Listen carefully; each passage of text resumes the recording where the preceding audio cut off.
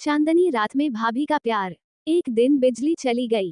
पूरा घर अंधेरे में डूबा था। छत पर ठंडी हवा चल रही थी। अमित ऊपर गया तो देखा भाभी अकेली चांद देख रही थी। भाभी, डर नहीं लग रहा?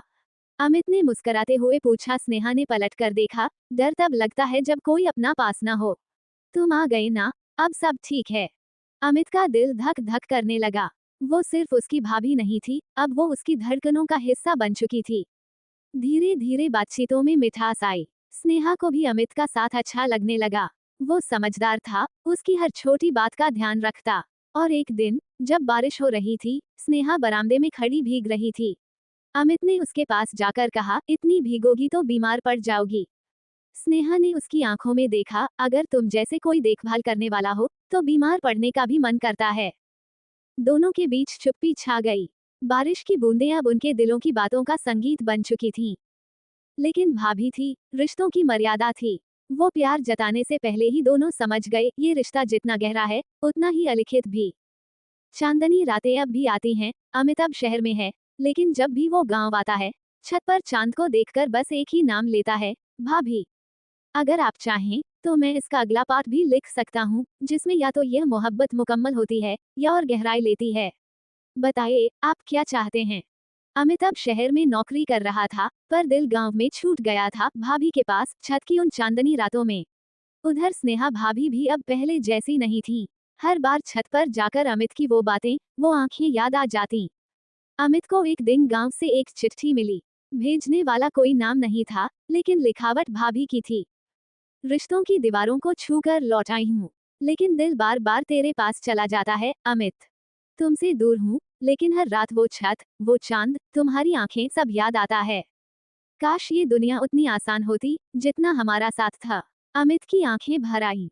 वो जानता था, स्नेहा भाभी अब सिर्फ उसकी भाभी नहीं रही, वो उसकी अधूरी मोहब्बत ही। कुछ हफ्तों बाद, अमित अचानक गांव लौटा। शाम थी, घर में सब थे, लेकिन उसका दिल बस छत की ओर खींच गया। ऊपर पहुंचा, तो देखा भाभी चांद देख रही थी, जैसे उसका इंतजार हो। भाभी, अमित ने धीमे से पुकारा। स्नेहा ने पीछे मुड़कर देखा, उसकी आंखें नम थीं, पर उनमें चमक थी। तुम आ गए। अमित कुछ नहीं बोला, बस पास जाकर बैठ गया। अब क्या होगा? स्नेहा ने पूछा। जो होना है, वही होगा। लेकिन आज की रात, बस मेरी है उस रात। चांदनी रात, ठंडी हवा, और दो दिल जो सब भूलकर एक दूजे में खो गए। बातों में, खामोशियों में, नजरों में, सब कुछ कह दिया गया। स्नेहा ने अमित के कंधे पर सिर रख दिया। अगर जिंदगी में कुछ भी नहीं मिला, तो भी ये रात हमेशा मेरी रहेगी, उसने कहा। अमित ने उसका हाथ थामा, और अगर अगला जन्म हुआ, तो मैं सिर्फ तुम्हारा होना चाहूंगा। अगले दिन सुबह, सुबह की रोशनी उस रात की खामोशी को तोड़ रही थी। स्नेहा और अमित छत से नीचे आए जैसे कुछ हुआ ही ना हो, लेकिन दोनों के दिलों में तूफान था। भाभी ने अमित से कहा, हमने जो जिया, वो हमारा सच था, लेकिन अब हमें समाज के सच के सामने झुकना होगा। अमित की आंखें नम थीं, लेकिन उसने कुछ नहीं कहा।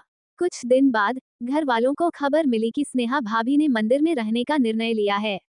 वो अब गांव से कुछ दूर, एक महिला आश्रम में बच्चों को पढ़ाने लगी थी, चुपचाप, मुस्कुराते हुए, लेकिन भीतर से खाली।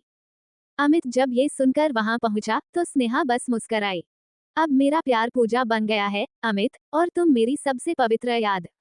अमित उसके पास बैठा और बोला, तुमने मेरी जिंदगी में वो जगह बनाई है जहां कोई दूसरा नहीं पहुंच सकता। अगर कभी जन्मों का सच है, तो मैं हर जन्म में तुम्हें मांगूंगा, बिना किसी नाम के, बिना किसी रिश्ते के। बस तुम्हें। अमित लौट आया, लेकिन कभी शादी नहीं की। हर साल उसी दिन, उसी छत पर जाकर चांदनी में बैठता है और कहता है, भाभी, तुम्हारा प्यार मेरा सबसे खूबसूरत अधूरापन है। ये थी एक दिल छू लेने वाली, बेमिसाल लेकिन अधूरी मोहब्बत, जिसमें इज्जत भी थी, फासले भी, और एक गहराई भी जो शब्दों से नहीं, खामोशियों से जुड़ी थी।